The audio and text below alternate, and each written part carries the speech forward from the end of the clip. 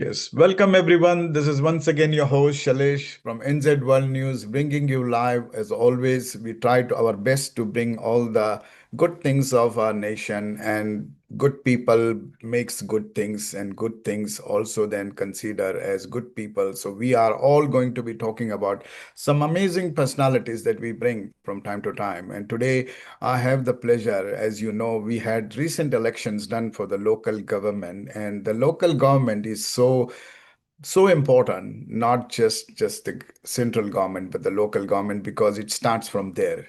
All the communities, all the people that matters is the root of our communities is at the local government, which is what they do. A lot of things, they highlight a lot of issues and concerns and try to make those possibilities and realities for every single citizen of our country. So today I have the pleasure of one of the elect. As he is from Wellington, but he's also from Porirua. He's from a city council of Porirua, where he was just recently elected. And so Geoff Hayward is his name, which is we will know more about his work, the why he went to this community aspect and what's the passion driven to him, but also what are the things that he has done and what are the things he's doing that really, really matters to us. So welcome, Geoff Hayward, for this beautiful episode that we want to do it with you. We wanted to highlight a lot of things, but here it is. Let's talk first about welcoming you and congratulations you for this recent election that held, that you have been now elect. And I know that your offices have not been yet formed, so obviously you are still waiting. And this is something that always we have to wait for the good things to do a lot of good things. So coming back to that, congratulations once again. Now I want to get dive into it, Jeff. Tell us a brief background about who you are and what you are and why you did what you are doing. Let's start from. Um, okay. Look, first of all, Shailesh, thank you for the opportunity to come on your show and talk Yeah. about the work that I do. And thank you very much for your uh, kind congratulations at the start as well.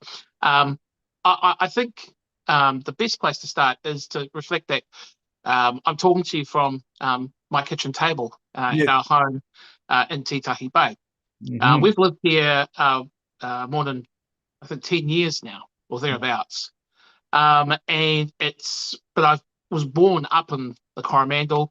My dad is Māori. He's passed away sadly. My mum is Pākehā. Um, when I was growing up, we moved a bit. Dad was a sailor. Mum was you could probably set all of her jobs as a kind of the quintessential working class person, Right. cleaner, kitchen hand, stock shelf filler, working in factories and so forth. That's where my parents actually met, was in a factory where they made radios and televisions up in Waihi. Right. Um, and so I think growing up, we always knew what tough times looked like, but Mm. also just how incredibly lucky we were as youngsters to have the support, not just of our own family and whānau, but also the broader group of people who I will never meet or who will never meet me.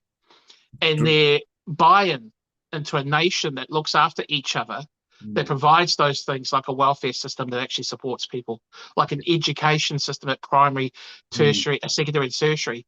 That means that you can go in and try and become qualified and build a career out of something. Yes. To be able to, and on the best days, it's always been those measures that have bought into what I've always called the Kiwi promise. You look after me, I'll look after you. You look after my kids, and they'll look after your grandkids. Mm. So we moved around a bit. There've been times where it was tough for my mum, who had separated, and then we had to go into a state house. Mm. And so knowing that experience on a personal level as well. But I moved down to Wellington, and now have lived in Wellington longer than any other part of the world. So I have to kind of say that I am a Wellingtonian. Right. Um, and living in the Bay has been just an amazing experience. It actually feels a lot like places like Waihi, where my first few years were set, because there is a strong sense of community. Mm. But it also isn't like Waihi, in which all these things are so far away, like Yes. hospitals and shops and so forth. You just go down the road and 5 minutes later you're in Porirua City. So there's a kind of balancing act between wanting to maintain the strength which makes Titahi Bay what it is, and that's its strong sense of communities, but also, you know, that connection to a broader city. And in Porirua, it's, you know, I always think of it as the kaleidoscope city, where the multitude of cultures, languages, whānau backgrounds from the four winds all around the world all connect. And it is not a weakness, it's actually a strength. For instance, in Porirua, it's probably one of the few places in the country where you actually have a population base of Māori, Pasifika, refugee, migrant, those places who do not, where people do not identify themselves as Tauiwi, Pākehā, New Zealanders, is larger than the group of people who identify as Pākehā according to the last census. So again, diversity is actually a strength here in Porirua. It's something that we should be, we applaud and encourage, but it also allows us to have that insight into the commonalities that make strong communities work. To answer your last bit of your question, because I do want to answer your question.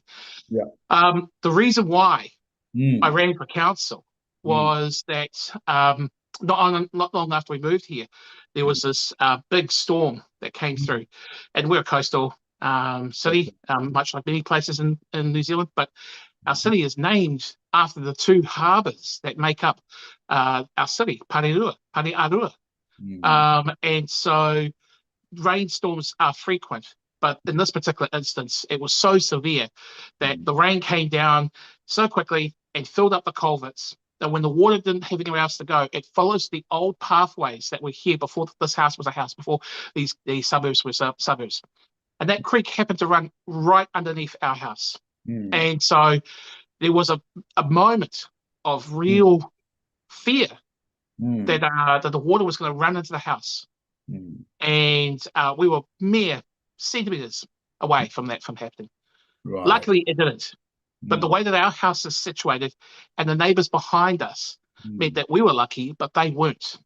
And so, you know, you can do all you can to look after your neighbours, to help clean up the damage, to help clean up the gutters, to try and, you know, look after them with cups of tea and you know, give them a place that they can kind of retreat to. But we can't, as individual neighbours or communities, be responsible for things like the pipes under our feet and the infrastructure that's been built up over, or not, as the case may be, over the last 40 years. That's council's responsibility. And so I always wanted to be sure that the people who are around that table aren't just acting on behalf of communities, but they are a part of those communities, to bring their voice and the voices of others who aren't always heard to the decision-making table. My preference was that I'd never run for council. And here I am about to start my third term, because for me, the job is not yet complete in terms of making sure that the challenges that we face in the city can be addressed by the best things of our city. So, yeah, that's the reason why I ran. No, that's great. And you gave a very good overview and a background of why a person does what he does and what is the purpose that he stands for and looks after. And you mentioned that very prominently, that we Kiwis, or we may not be like other countries, and we don't have to be like other countries. We are a family-driven country. We are a community-driven country. We look after each other. And that's the $1 million point that you raised, which was fantastic to understand for all my viewers as well, that people don't stand or want to for elections or for politics, but they want to stand for some making a difference to us. And when I say us, it is you and me and everyone who is living there. So great background and overview, Jeff. So I want to now come back. So your passion was not just a passion, but it was a ground reality that you looked at, the ground reality that you faced, and that you understood the importance of what and how you can make. And as you rightly said, council is responsible for certain things. Communities are not responsible for everything. And that's why communities involve the council and they elect the councils basically to do the work for them. So on that note, I wanted to ask you, Jeff, like when you started since your experience, you have now been, as you said, like third term, this is yours. which is great to see that, the challenges that you are facing. And particularly, I want to highlight on this challenge because we are also facing in Auckland, not just Auckland, but I think we are facing in everywhere in New Zealand because we are an island. And so when the climatic conditions change, when the floods comes in Auckland also, there is a lot of disruptions. So I want to ask this question on purpose because it is a wider kind of a question, not just for related to one city of New Zealand. The sustainability, the resilience, and the climate reality is what and many people are in denial. And particularly when people who are in decision making, and if they are in denial mode, or they want to treat that differently, as a counselor or as a, community driven person in that shoes, what's your challenges you have been, and now that it is more prominent about the climate, what is your measures that you have been now taking to make sure that It's everything. it's a big question, right? Yeah, I But know. it's not no less important than basically the entire future of Mm, not just our community, our city, our yeah. motu, but the our nui, the entire planet's focus, right? Mm, mm, Um, and I think it's probably best for me to just unpick where that objection comes from, because I think that, yeah, or that there's a hesitancy from some because they don't feel confident to put their trust correct. in people who have spent their careers Mm, studying, focusing on this area, mm, and that and some of those people are hesitant, but also some of those people will want to override that with their reckons. mm, And so that is a palpable concern, I think, not just in climate change, but in all elements when it comes to the role of governance, the role of representation, that people feel that, whatever they say in the Porirua Club or the RSA or the rugby club rooms on a Friday night should be taken with the same level mm, of importance as someone who's spent the better part of 20 years studying climate science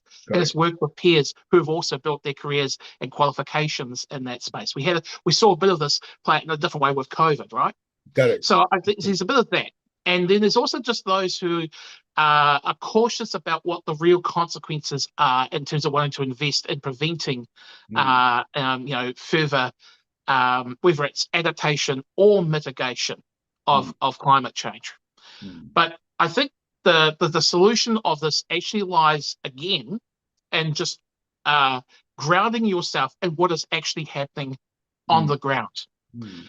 and acknowledging that the communities that you are representing also bring their own stories and backgrounds. Many of the Absolutely. people who are here in Porirua have whānau in other parts of the world where Mm, storm damage, where drought, where those kind of negative social outcomes that come from that, riots and correct. famine and so forth, Mm, also play out. They are mm, not blind to that. They see it within their own whānau that are still over on the other parts of the world. So correct. that's part of that context. We have a large Pacifica community here in Porirua. In some instances, we have more people from some of our Pacific Islands here in Porirua than they do back in the home islands.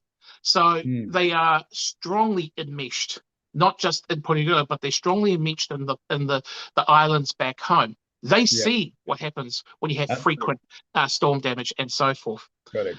The Correct. the council, the term before, it was the term before I started, did something that is probably more commonplace now across the entire country. They acknowledged that there Mhm. was a climate emergency and started the work on what is now known as Te Ao Hurihuri, a specific plan around Porirua's actions to mitigate and adapt to climate change. Now, Mm, that plan has been, responsible for, highlighting the need to change council's facilities so that they're not using yeah. fossil fuels to heat water, like swimming pools and Mm, so forth. It's meant that we're starting changing all of our plant and equipment, the cars and vehicles, even some of the garden and parks teams equipment, so that it's actually more responsible from a climate perspective. mm, It's also acknowledged that one of those areas where we are still contributing a tremendous amount of greenhouse gas emissions mm, from a council perspective is mm. in things like our landfill, which creates large amounts of methane because we are not diverting organic waste, our Correct. food waste, away, Mm, whether that's from businesses or from households. mm. So it's acknowledging that. And there's a charge, a cost to consumers through the Yes. ETS that we have here in New Zealand as well. So it's not just, again, This Correct. isn't just a debate in the 19th century approach. This has tangible impacts, not Yes. just in terms of the climate change that they're seeing Mm. here and overseas with with those that they care for and love, but Mm. also in their pockets as well. Mm. So Te Awahuruhui has served as a basis for the past few terms as the action plan. It's due for review. One of Right. the big issues I think that's going to come out of this korero here in Porirua is Mm. about how do we start to put more focus on building resilient infrastructure, protecting Absolutely. the infrastructure so it is more resilient. I'm Mm. talking about the roundabouts and roads. I'm talking about also how do we make sure that for those people who are directly affected by flood damage, more frequent Mm. flood damage, more severe flood damage, Correct. and then lose their house, their livelihood, Mm. the ability for them to, in many cases, their equity. Yeah. So Absolutely. once that house becomes red stickered and they can't rebuild there Mm. because the insurance companies say they will not cover that household anymore, Yes. no one will buy a property or get a mortgage on it because the banks won't take that risk. That means Yeah. that their entire livelihood has been of the people who own that property has been damaged severely. Now, Yes. it's not necessarily council's responsibility to make them whole, but it is an opportunity for us to lead where central government won't on Mm. dealing with the consequence of that Correct. and Yeah. giving certainty to property owners who are directly affected, to the insurance industry who need to have stable conditions so that they can start providing services to consumers, and councils who have Mm. very limited resources, Mm. but are, in my view, now getting to a point where they cannot wait any longer for Mm. central government to act. Right. So that's, I think, a big a point of debate and conversation that's going to come over the next 3 years in just the Porirua example. And Right. likewise, that whole issue about landfills, organic diversion away from it so that we can also not just be seen to respond to the climate crisis, but Mm. also try to not contribute to it. Absolutely. Otherwise, the communities get destroyed, and then we see only destruction, and we never see any construction. So, good point you made. The other thing you talked about, the multicultural in your area where there are diverse people who are living together. And the challenge since after COVID, what we have seen also is like we were united when we as a for a nation during COVID that we came together. And then suddenly after that, somewhere there is a haves and have-nots and ifs and buts happened, and then many people started, eliminating themselves or isolating themselves, and then the fabric of the community that was there for bringing together or maintaining together. What's the challenge you see in your area where these multicultural communities are there, diversities are there to maintain and to control and to sustain this fabric? Because ultimately this is what who we are as communities that make the whole nation, right? Yeah. How do you I, maintain? I would put it this way. First of Mm. all, I'm going to be very careful about how I articulate this because Yeah. uh, uh, I was born in New Zealand. Mm. My ancestry is both grounded in Te Ao Māori, Ngō Ngāti Whakaue Aho, Yeah. Ngō Te Arawa Te Aktuaka, Yeah. but also, I have ancestry that takes me all the way back to England and Scotland, right? Sure. Now, Yeah. I can only speak of my experience in that context, but Mm. I'm mindful that Mm. there is as I said before, we in the Kaleidoscope City have got a multitude of cultures and voices, and Mm. those will are best articulated by those who have that lived experience. So Mm. that's Correct. the first thing, is to acknowledge that you have Acknowledge. that Absolutely. responsibility to open and allow that space to be available for everyone. That's what makes Mm. stronger Mm. cities. It makes better decision making by those who have the responsibility on behalf of all. And I'm Mm. going to come back to what something specific that I think Porirua could be focusing on in that Yeah. regard. Mm-hmm. The important thing in terms of multiculturalism for me is that it is always grounded in the idea of te tiriti first, Mm. and that our relationship to tangata whenua is the Mm-hmm. starting of that relationship, right? And Mm. it's a relationship between Crown and Māori, but it's also a blueprint of how we engage in New Zealand in its own unique way. We Mm. are always going to be um, betwixt and between the challenges of a Western world, Yep. and the political machinations of other spaces and how Sure. that plays out, right? We are always going to be reliant upon working with other countries when it comes to the global stage, but we're also, predominantly westernized here in New Zealand, which means, there's always the risk of the contagion of the nativism, the fascism, the extremism that comes in some of the political debate and dialogue that has happened, certainly post-COVID, coming to our shores. Yeah. And I think that the solution to that might be if we look towards ourselves, first of all, and Correct. start with that relationship with divinity and the principles that we use and are starting to grow more comfortable with as a people. No matter where your whakapapa, connects you to, wherever in the world, you're all part of it in one unique network. And so the one thing that I've always felt comfortable as somebody who feels a strong sense of their own identity as being Māori is the idea that our tikanga is not a taonga that is, while it's a taonga that's important to us, it's not to be held from everyone else. We need to share it. We need to express it. Correct. And this is a point I didn't get to make really clear last time earlier on. I don't think it serves New Zealand, or Aotearoa New Zealand, if we see the idea of being Kiwi as a monolithic one thing, right? I think it actually starts with an acknowledgement that there are disparate parts that make it what it is. Yes. But I think that there's a lot of political debate saying that Kiwi culture is predominantly controlled by the majority, by Pākehā, and I don't think that's smart long term for any country that's going through the 21st century.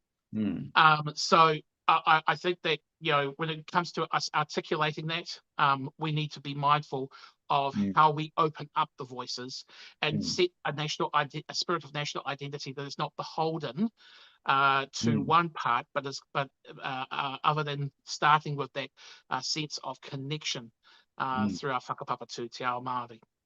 Now, as to the Porirua situation, one of the things that I think has been unusual about Porirua compared to most local governments, councils across the country is that we've had a relatively diverse composition demographically of people around that table. Certainly, Māori and Pasifika representation has been a strong component of our representation in the past, and there have been periods where you've achieved almost near parity in terms of tāne and wahine around the council table as well. We are limited by the verdict of the voters as to what that is, and therein lies the challenge.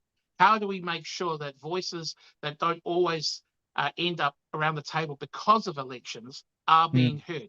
This isn't just about multiculturalism. This is about those with direct lived experience of accessibility, those who represent the rangatahi, who will inherit the decisions around the council table, as well as our robust connection to Te Ao Māori through our connection with mana whenua Ngāti Toa, me te mātawaka, those who, there are more of those individuals like myself who live in Porirua, but perhaps directly more whakapapa to another part of the country rather than here in Ngāti Toa.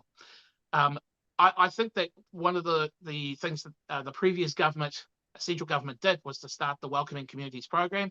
I think that each of the individual councils that have taken that on board, including Porirua, have been given themselves at least some form of grounding to start building those connections. But I think that there will be, but I think a more dedicated action plan and resource around how to bring in those voices, whether it's on individual decisions around policies changes or even just our long-term plans, requires that level of investment. Because if we don't, then how can we proudly say that we are actually engaging with as many voices as possible in Porirua? Yeah, absolutely. So this is great. And this is what I said when you said, welcoming the new local government, every time recognizing, acknowledging, and accepting. These are the things that it comes from within the communities.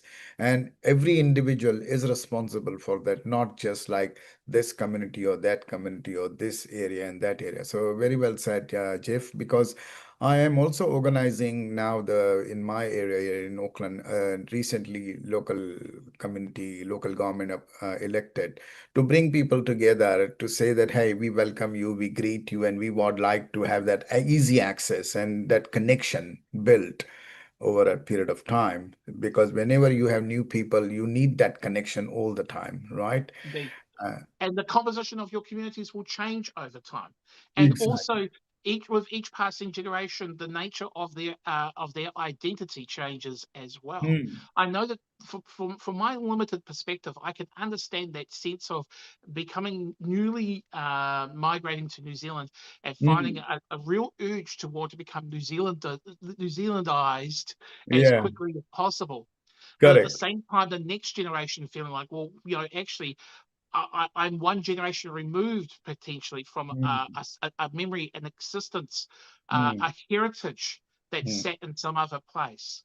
And I know that there's always tensions around that, and it can play out in weird ways. Like, I mean, mm, I've been reluctant to talk about this, but we've just had like the mm. Pacific Series for rugby league, and Porirua Yes. is very like myself. There's a Mm, lot of league fans down here, right? right, right. But how many of our Pacifica whānau, I'm thinking of our Samoan and Tongan community in particular, Mm, they love to mm, show their love in Aroha by driving around with gigantic flags and tooting horns and so forth. yeah, And it's not exactly the most comfortable if you're trying to put a peepee down for the night, mm, and all of a sudden you've got all these jokers running past doing loud music and horns and so forth. So there's yes, always yes. going to be a tension, right? Mm, mm, I think that the first step is being comfortable in knowing that there is uncertainty.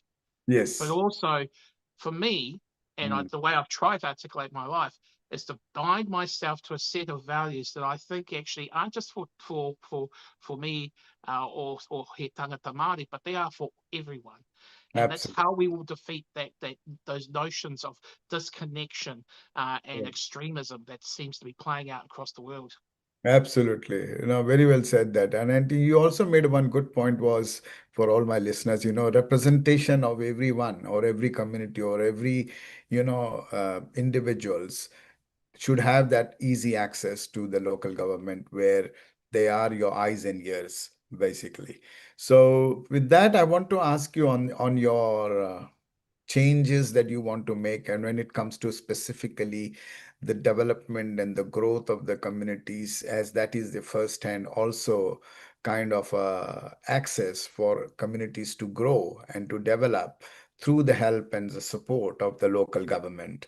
And in that regard, we always, the businesses are like having a lot of issues after COVID, particularly sustainability due to climate conditions, particularly, resilience, again, with regard to the climate conditions and also regarding the cost and all of that economic things going on. But as a local government, what would you would bring now, looking at these unprecedented challenges that we all have in every area, irrespective of where we live? How would you develop that kind of growth for the people, that confidence, build that, confidence to them that they have to do business, they don't have to be scared or feared of not getting supported or not being looked after?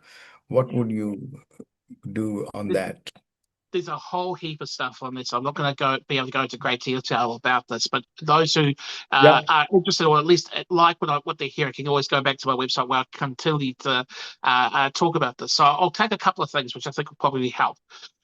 The first thing is that I have been of the opinion, I think this might be finally the chance where we can actually, as a council, do this. Mm-hmm. Um, it, One of the big challenges is that local government does not operate with rules that are the same for central government. Correct. If this was a central government election, the mandates are already clearly defined. Government can go ahead and then advance it through changes in legislation. Local Mm-hmm. government doesn't work like that. It's a completely different beast, for a lack of a better phrase. Yeah. And so you get one chance effectively to make big changes that will incur a cost to ratepayers and balancing that in terms of engagement. That's called the long-term plan. Now, we're 2 years away from what is likely to be the next long-term plan because we have 3-year cycles. But how do we actually set the terms of discussion is Correct. actually the more important part than what's Absolutely. in the long-term plan. Because if you don't have mandate from the communities, first of all, then Yeah. people will feel distrustful of the process, as it goes on. Right, Yeah. that might 100%. be one of the reasons why our turnout in elections is so low. So I think that inverting the process of long-term plans to actually go back and test the presumptions that we make about our communities before we start debating what is actually going to be the new measures is Yeah. really important. We want to ask questions like, what are the most important things affecting you right now? And secondly, what positive or what specific things do you want council to focus on that it hasn't been focusing on? It's a pretty broad question.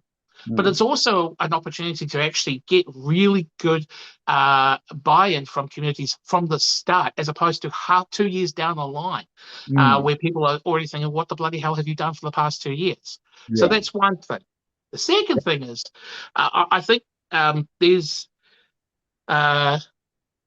there's a challenge for all local governments, not just in Porirua, across the entire country, where because they are not separate from central government, we are in effect passed by statute to exist. So we are Correct. always beholden to central government. This isn't like in Australia where you've got states. It's not, Correct. or Correct. Germany or the United States. It's Or- not even like in England, for instance, or other places where you have these charters that have been established for specific cities and townships and so forth. We don't have that.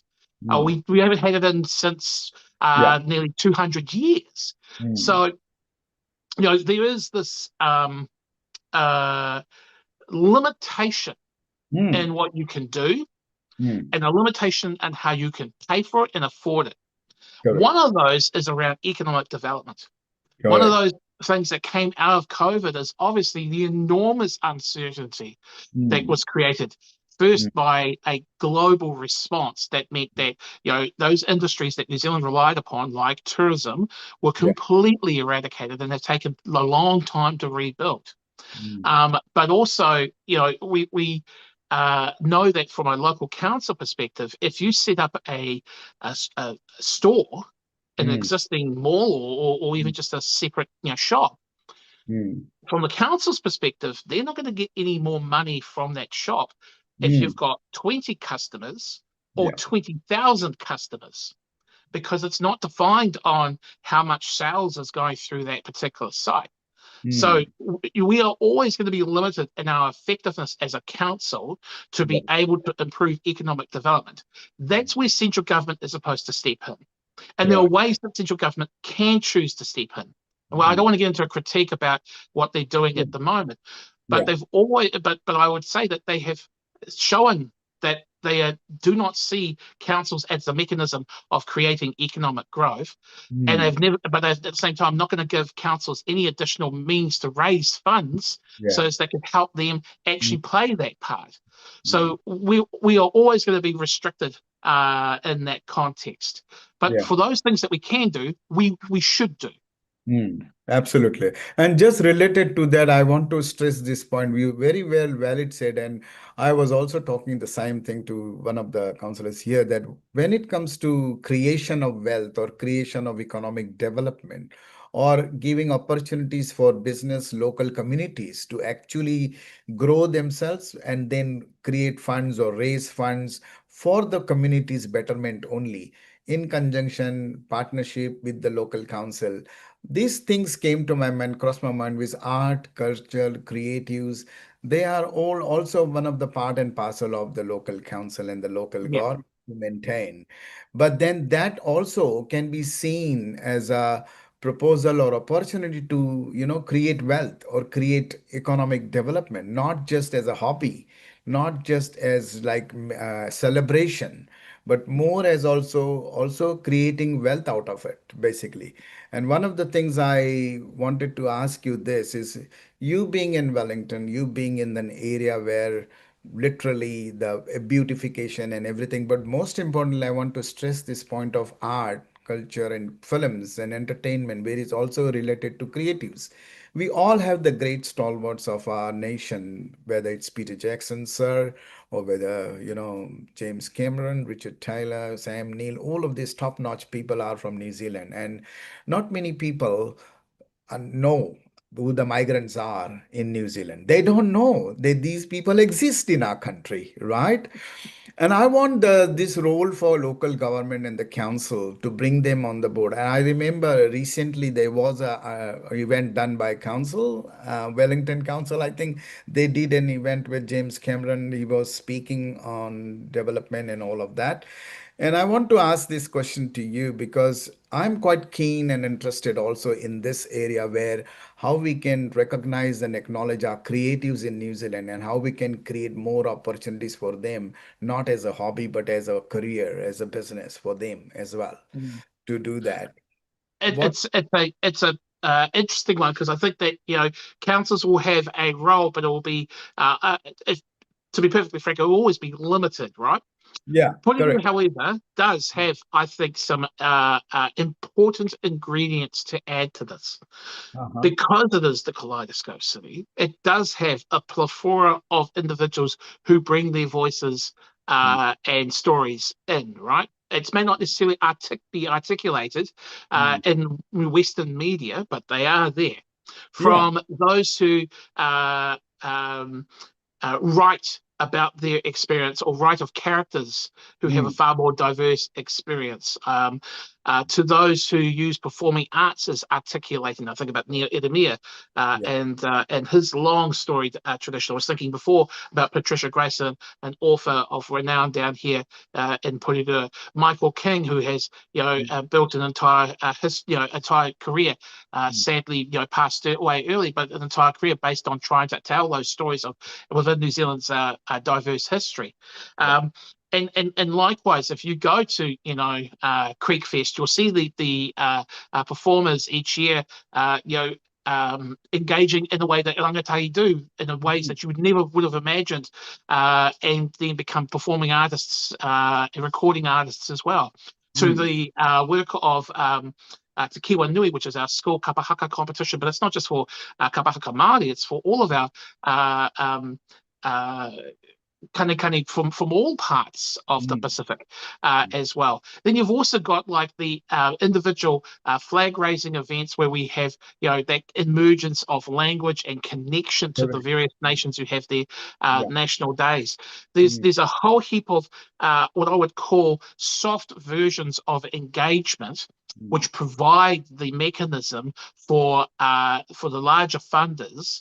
I'm thinking of central government here mm, to entrench and empower, mm. whether it's helping in the IT or computer gaming industry to tell to design games and stories that reflect New Zealand Mm. through New Zealand On Air, through the work of the screen grants and so forth. These are all central government initiatives, and local government does not have that kind of ability in a financial sense to back that Yeah. in a tremendous sense, but it does. But a council that chooses to ignore the ability of telling those soft levels of stories Mm. removes this opportunity for good soil where great stories grow.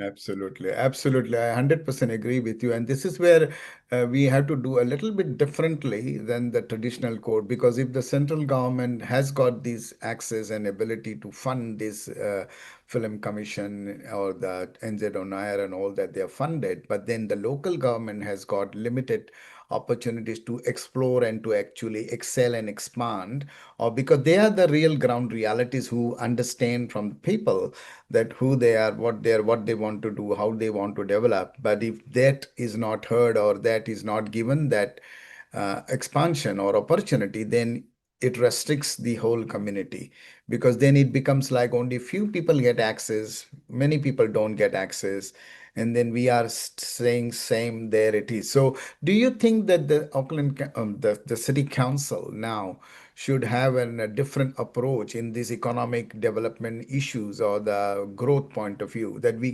can create more opportunities of wealth. How do you see that? So I think that there needs to be a level playing field. For instance, Auckland City is Yeah, probably the only city that actually has, because it's actually also correct. enabled under separate statute. It's probably the only councils in the entire country which can actually have that those economic levers that smaller councils like Porirua will never have, right? Yes, correct. But again, the whole legislative arrangement has been set on that you will set your revenue based on rates, charges, Correct. um, and grants from central government. Mm, Now, the problem, and then using your own ability to borrow to a limited extent, correct. to do all of the work that you want to do. Now, Mm, with that arrangement, it inherently hamstrings councils, right? Because they shouldn't be, spending money on things that can provide no community benefit. We want to be efficient in what we're providing, and we want to see that there's relevancy mm, that people will buy into with regards to its expenditure. But we also are limited in how we can uh, create the benefit out of improved economic performance. I've correct. written about this on my blog a while back. Right. The local government of New Zealand has talked about the idea of trying to have a portion of GST, or actually, their proposal is to have GST from the rates charges rerouted from IRT central government back to local government, which would Mm-hmm. be basically 15% Correct. boost. But it's a boost that happens basically once, because you can only put the GST on from Correct. status quo once, and then every subsequent year it's going to be factored in anyway. Mm, But also, it doesn't really solve that problem that if mm, your company is being rated based mm, on the property that you hold, mm, but you have, 1,000 times the kind of business and revenue that your neighboring shop does, mm. there's no difference. The rating will be exactly the same for the same Correct. floor space. Correct.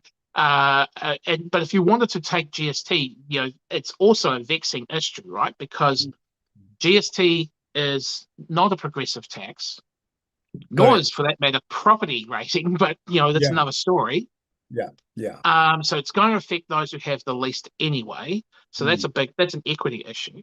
But if mm, you are going to go down this path, I don't think central government's ever going to sign off on mm, giving a portion of the GST that it currently takes from everywhere across the country and then rerouting it to local government.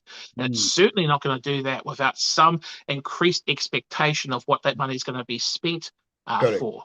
So that this is a direct consequence. When New Zealand was first colonized, for the Mm, first 30 or so years or thereabouts, you had provincial governments which were in effect separate from the national government, the central government.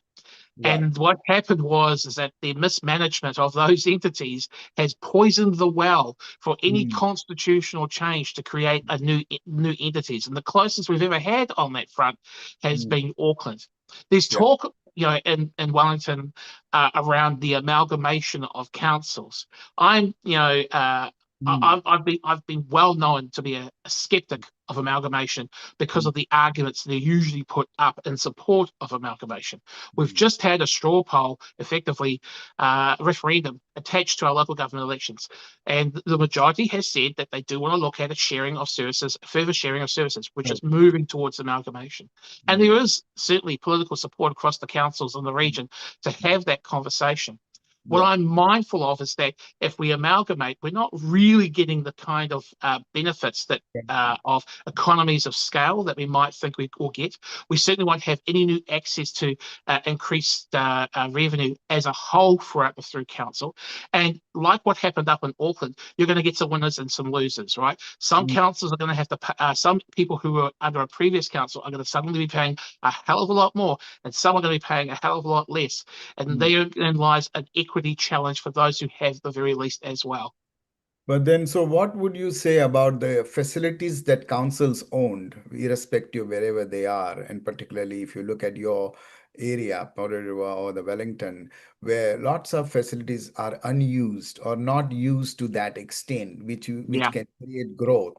Particularly when you look at the entertainment industry or the movie industry or the creative industry, the studios, for example, the recording studios, the movie studios, whatever, the studios may not have been utilized to that extent, or the yeah. facilities may not. How would you then make this as turn into a economic growth, towards So that? that's a really good, Shailesh. That's a really good question, right?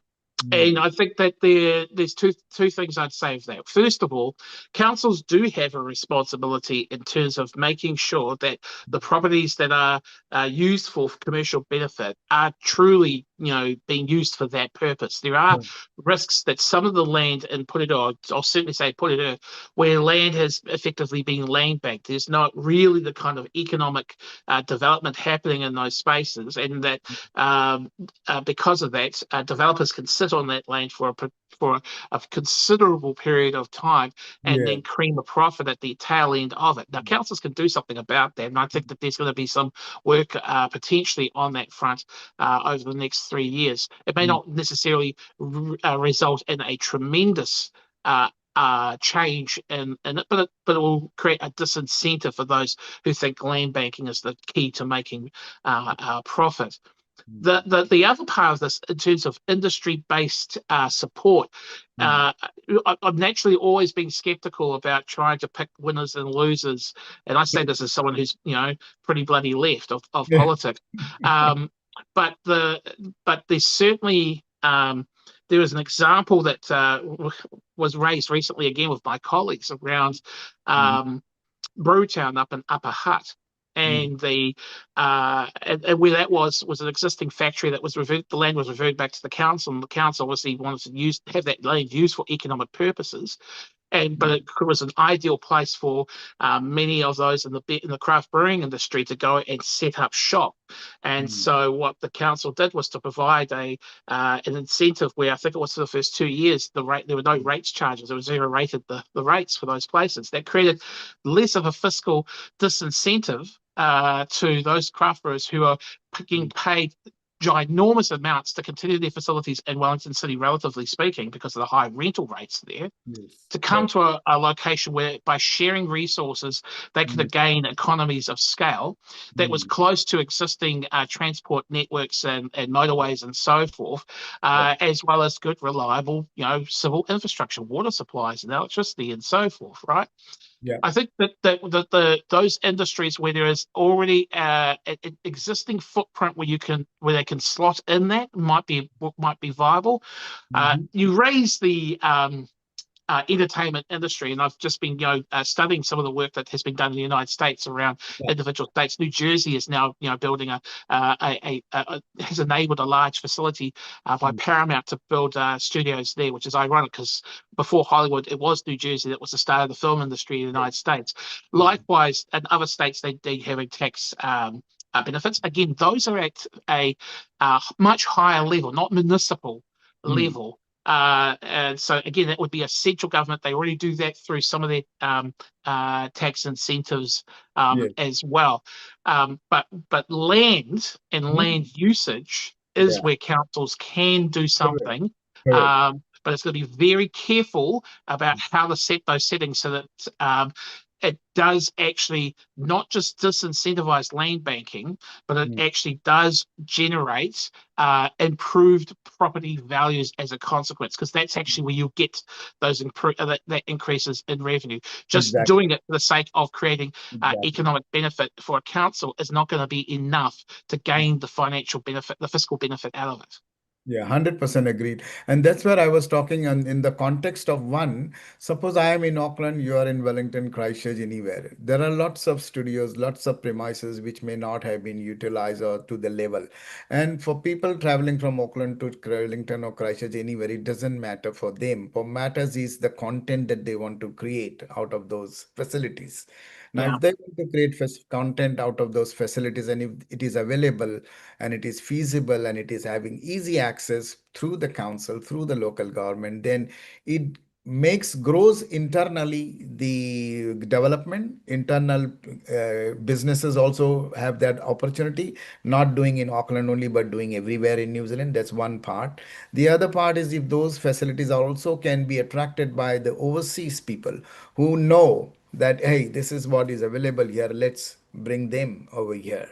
That's Yeah. another part, so those two. There's certainly, obviously, one of the reasons why there is the tax benefit for the screen grants in New Zealand for the film industry is that by creating that tax benefit, Yeah.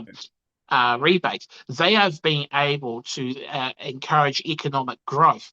Now, Mm. that obviously helps improve outcomes in terms of employment, improves outcomes in terms of the GST return, it improves our global image abroad as well, Mm. potentially, right? Yeah. And anyone who has been to Ireland, certainly Northern Ireland, and talks about Game of Thrones will know it's there, the same way Yeah. that people talk about Lord of the Rings here in New Zealand, or Hobbits. Avatar for that matter. Now, the trade-off about this is, um, you know, councils do not get that economic benefit directly. So, in Mm-hmm. terms of being able to make economic benefit versus cost, it's not Mm. as apparent for a council Mm. because the settings of how it generates its revenue aren't True. to be achieved. There have Mm. been other mechanisms in the past, including like the bed tax, hotel tax, Yeah. for visitors. That places like Queenstown, Auckland, and Rotorua would probably Yeah. be arguably one of those other places where you could do that. Central Mm. government has said no, Taihoa, you're not going to do that. That we can't have that now. And this is the problem, is that you're getting whiplash in terms of central government sometimes providing some means to Yeah. create economic growth or revenue growth Sure. and economic growth hand in hand. Mm. But then all of a sudden they pull back on the lever. Mm. And so you want stable conditions to not just help give good decisions by councils, but to give reliable guidance to industries both here and overseas that the carpet's not going to get pulled up under you the moment Mm. you start making that kind of investment. Absolutely, absolutely. Very well said there. That's a great insights, Jeff. I loved the way you have been passionately telling me few things that I was really interested to know. And today we have listened to you with some of the things like, economic growth. We talked about how we can make a difference of representation of people through the council. We talked about, and then the art, culture, and everything. But also more importantly, the resilient, the climatic conditions that we are into and how we are tackling management. The first hand is the local government who needs to manage, and then whatever comes down from the central government working closely together. But you are the eyes and ears. As I always say, local government is more important than anything, because they are the first hand information. Everything is important, but whoever has got the first hand information are the real people, which really makes a difference, because the right information going and right awareness going is what we need from the local government and to the central government as well. So with that, Jeff, I really, really appreciate your time today, and I would love to talk to you once your office is. I don't know when your office is going to start, but it will be good to bring you back and actually give us more updates on what your implementation, what your visions are, and what is really councils do. Because what happens is, why I'm doing this is, each council, as we say, we learn from each other when you said. So the councils can learn from each other what good things are done there, what good things can be done. So by listening, by understanding the policies and the way you operate is really, really important. So that's why we do all of this. So once again, what's your now coming with your new office when you start over? What are you looking forward to? What do you want to tell us as your vision now? Yeah, I think it's a really good question. It's a good closing question too, Shailesh, as well. I think that having served on council for a few terms, what I've realised more than ever before is Mm, that you can have good ideas and you can have even good policies to evoke and implement yeah. that. But without delivery, it means nothing. And it certainly means nothing to people in Porirua if they do not see action as a Mm. consequence of the people who have been elected around the table. They are sick and tired, much like everywhere else across the board, too, probably across the entire world, with the tired old cliches. And Mm. so, I could swear on your show, but I won't. But let's just say it's GSD, Yeah. get something starting with S, done. That is my focus for the next 3 years. Yeah, and I think very well said that because I would like to come bring you back, when you take the office on talking on issues like are we in, should we be talking at the local government about, which doesn't matter to us and which doesn't matter short term or long term, but we keep debating and we keep arguing or we keep conflicting. There are many topics like that which unnecessarily they come up, unnecessarily they keep up, and then we sideline the main issue, whether it is unemployment, whether it is, making a difference, or whether it is economic growth, whether it is business resilience. These are the things that really matters. These are the things that really builds the nation. So I would love to talk on those as well, topics where it is not required to debate whether this building is good or that building is good, or whether we should have a language, this language or that language. That doesn't make any much difference to me. What difference is make, when you accept everyone from all language, all cultures, all, as you rightly said, a multi-dimensional we are becoming every day. And we are embracing that. And first thing I acknowledge that to all the listeners that, first and foremost, when Jeff said that I was so loving it, that you have to first acknowledge that there is a problem or there is an issue. Other than you can't do anything without that, Yeah. you know? So I'm yeah. looking forward to further corridors, so I hope your viewers are too. Watch the space, peeps. Watch the space. Yeah, that's it. So, final message, Jeff, to you, and we will end this show here. What's your last Look, message? I think, look, for those who are, have loved what the conversation's been about, please don't be afraid to reach out. First of all, my website, www.geoffhayward.co.nz. I am available on most of the social media platforms, so you could always send me a line. I will be happy to have this corridor with you. It doesn't work unless I hear from you. Absolutely. Thank you, Jeff. And to all the listeners, we will bring back. And if you have any questions, please write to us so that we can go back to Jeff and say, hey, Jeff, we need this question now to be answered. And he will be happy to do that. So, once again, thank you so much. And until next time, goodbye to all of you.